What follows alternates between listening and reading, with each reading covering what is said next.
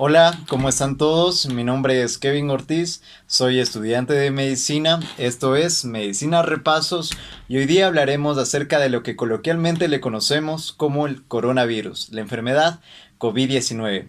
Si te gusta el video que vas a ver, te invito a que le des me gusta, te suscribas y compartas la información con quienes le pueden interesar. A continuación el video.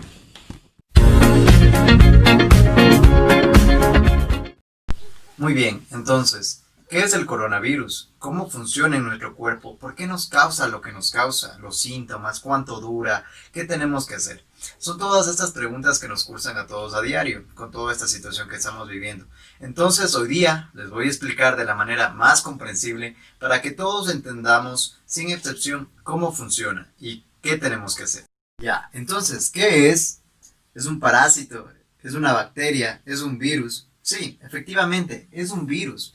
Y eso es tan fácil de identificar cómo lo hicieron, que como cuando ustedes van a un laboratorio y cogen una muestra y lo observan en el microscopio, ¿ya? Se puede identificar cuando realizaron que este estaba formado por un ARN y con una envoltura, propiamente una característica de estructura propia de un virus, ¿ya? Además, como antes ya se le había estudiado a su familia, fue preciso clasificar a qué grupo pertenecía, ¿ya?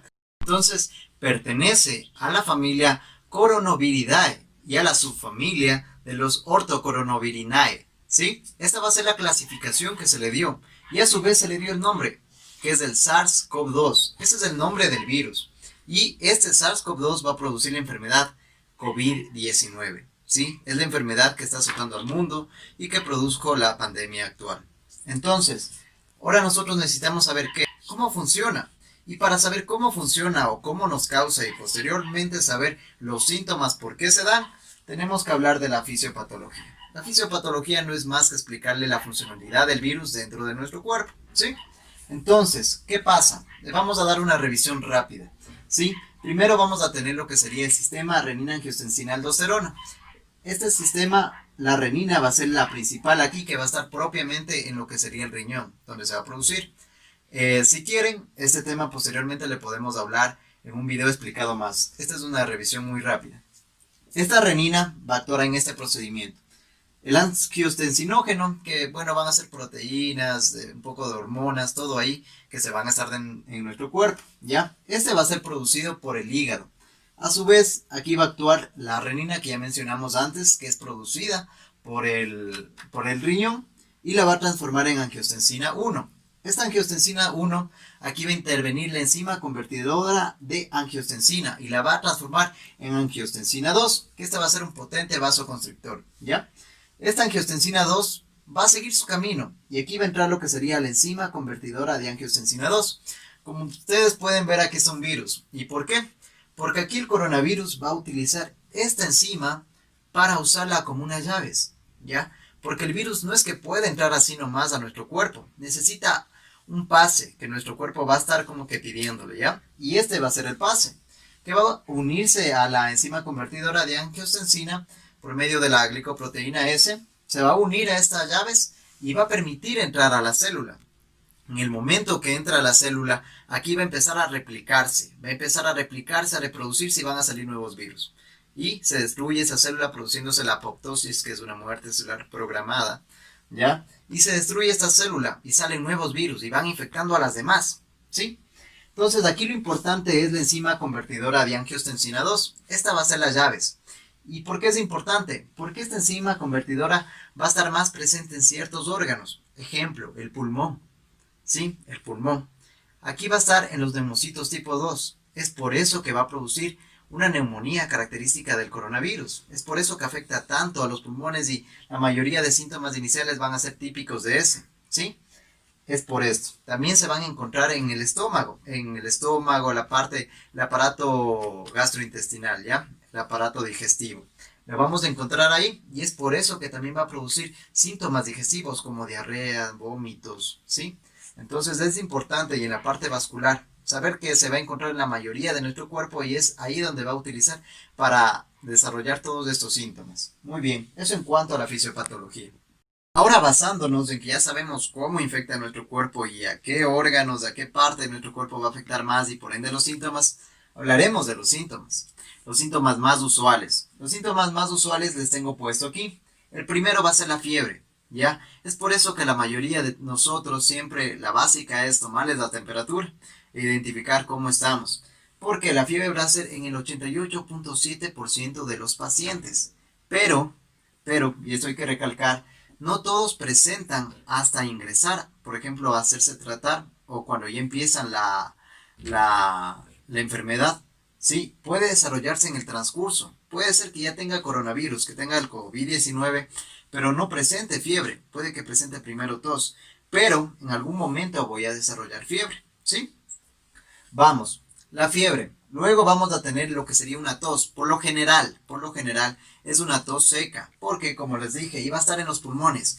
Y cuando está la afección en los pulmones, en la parte parenquimal, en los alvéolos, o sea, en la base, vamos aquí a producir la tos se produce, va a ser seca. Cuando va a ser purulenta, va a ser cuando ya está más arriba, ¿ya? En los bronquios, así. Entonces, esta por lo general va a ser tos seca porque la mayoría de estas llaves van a estar en la base, en los pulmones, en la parte central, ¿sí? Pero también hay pequeñas cantidades que vamos a encontrar en el resto de la estructura pulmonar, es que por eso que también puede llegarse a producir una tos con expectoración. También vamos a tener lo que sería la astenia. ¿La astenia qué es? ¿Ya? La astenia va a ser esa sensación de cansancio, de agotamiento que vamos a sentir, ¿ya? Como cuando tú estás ese día, igual, cuando te ha cogido una gripe y estás así que ya no jalas y estás con un cansancio. Eso va a ser la astenia. Y se va a presentar en el 38.1% de los pacientes. Seguido a esto va a presentar disnea. ¿Y qué es la disnea?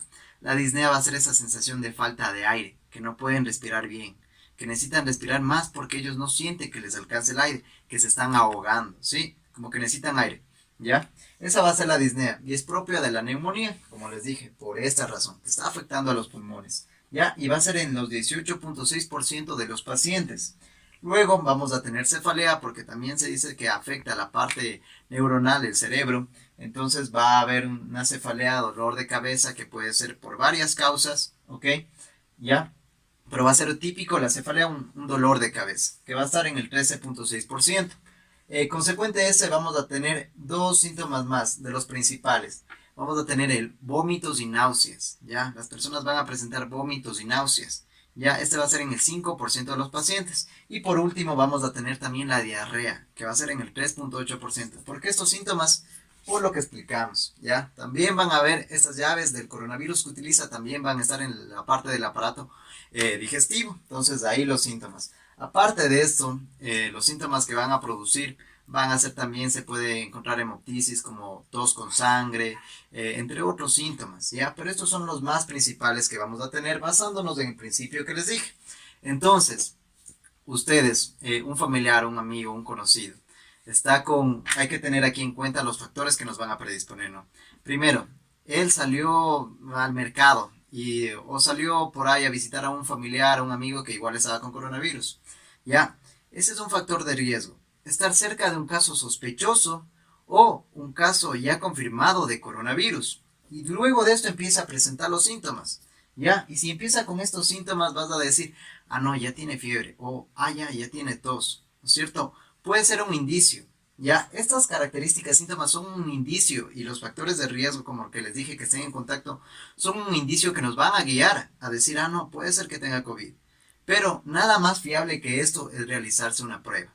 Eso es lo que le va a ayudar a confirmar el diagnóstico y decir, no, sí, en realidad tiene COVID-19. Y ustedes me dirán, pero ok, ¿y cuándo voy a presentar estos síntomas? ¿Cómo sé que yo tengo esto? Muy bien, aquí les presento lo que se llama el periodo de incubación. El periodo de incubación no es más que el tiempo que va a estar el coronavirus en nuestro cuerpo hasta que empiecen a presentar los síntomas. Sí, estos datos que les estoy presentando es basados en unos artículos de la New England Journal of Medicine, que les puedo dejar los links ahí de los artículos para los que quieren le echen una revisada. Este periodo de incubación, según la CDC, va a decir que es de 11.5 días promedio, ¿sí? ¿Cómo es esto? El 11.5 promedio, 5 días promedio, significa que en la mayoría de personas, alrededor de los 11 días y medio, va a ser donde van a presentar los síntomas. Pero el periodo puede variar entre 2 a 14 días y presentarse o hasta más, ¿sí? Pero esto va a ser lo típico. Entonces, ¿qué va a pasar? Yo me fui, tuve contacto con un caso positivo o sospechoso de COVID y a los 10 días empiezo a presentar síntomas. Empiezo a presentar tos y luego empiezo a presentar fiebre, ¿ya? Esos son los síntomas iniciales, ¿ya? No es específicamente que justo a los 11.5 días yo ya fijo los síntomas, ¿no? Puede ser antes y como puede ser después. Entonces ahí vamos a ver los síntomas. Y los síntomas posteriores como la astenia también va a ser propios, la disnea, la falta de aire, todo lo demás, ya va a ser ya más cuando se vaya complicando la enfermedad, ¿ya? Ya cuando desarrollen la neumonía, cuando haya ya la hipercoagulabilidad, que va a hacer que se formen coágulos en la sangre por toda la afección que tiene en la parte vascular, porque en la parte vascular también va a estar lo que sería la AC2, entonces síntomas posteriores. Pero estos van a ser los síntomas iniciales que ustedes deben saber conocer e identificar. Muy bien. Entonces tenemos el periodo de incubación. Y ustedes me dicen, ok, ¿sabes qué? Yo estaba enfermo yo ya vi que ya empecé a tener los síntomas. Y yo ya tuve los síntomas, pero antes de esto, 3 días de antes, yo estuve con mi familia. O yo estuve con mi familia y ellos también están contagiados, ¿no es cierto? Aquí es una parte importante.